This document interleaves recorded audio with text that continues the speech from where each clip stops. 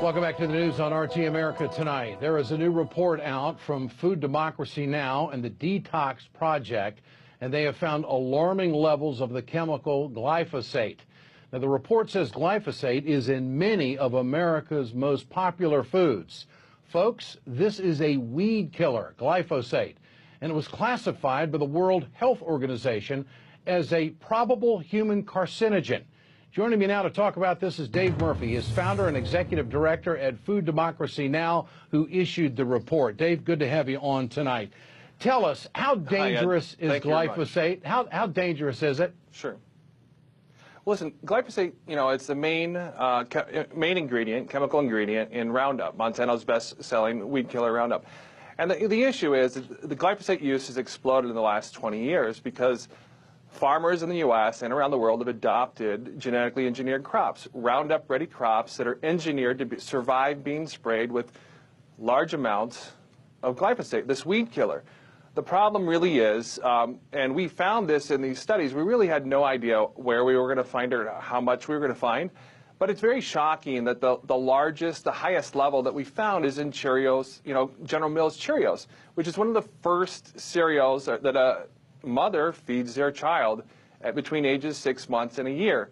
And those levels found in Cheerios, which are 1,125.3 parts per billion, are simply off the charts. And the question really is, what is the U.S. government doing to protect the American people?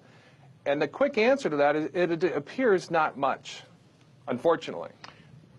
And when you look at the major food groups that it ends up in, how alarming is this? Should Congress take a second look at this? Yeah, listen, glyphosate has been on the market for 40 years. And you look at, what we did is a 1.5-year-long investigation into the scientific research that the EPA accepted.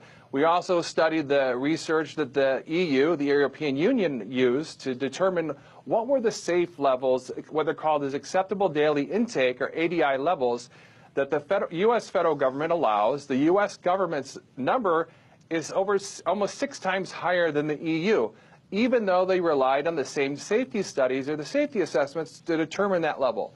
So what we found in this new study with an FDA-certified laboratory, shockingly, the highest amounts that we found in this is really a first round of testing to understand how widespread Monsanto's weed killer is in our food supply. I'm from a small town in Iowa, and I'll just say this. It's the most widely used chemical in the Midwest. And the problem with that is Iowa has the highest rates of cancer. And like you said, last year, the World Health Organization, the most credible health organization on the planet, 17 of their scientists reviewed glyphosate and determined that it was a Class 2A probable carcinogen. Now, ironically, Monsanto responds to these leading scientific experts and calls it junk science. And they say that they're activist scientists, which is shocking. Even worse is the U.S. federal government's response. The EPA basically said they've agreed with Monsanto. And that is, of course, after Monsanto had 2 or 3 meetings behind closed doors and showed all their scientific evidence. The real problem is, though, the data that Monsanto submits for these safety assessments in the 1970s and 80s and now 90s is out of date. Even worse is the fact that they're allowed to hide that data from the American public and even the scientific community. So you can't really properly assess the safety of a chemical if half the data is hidden from the scientific community.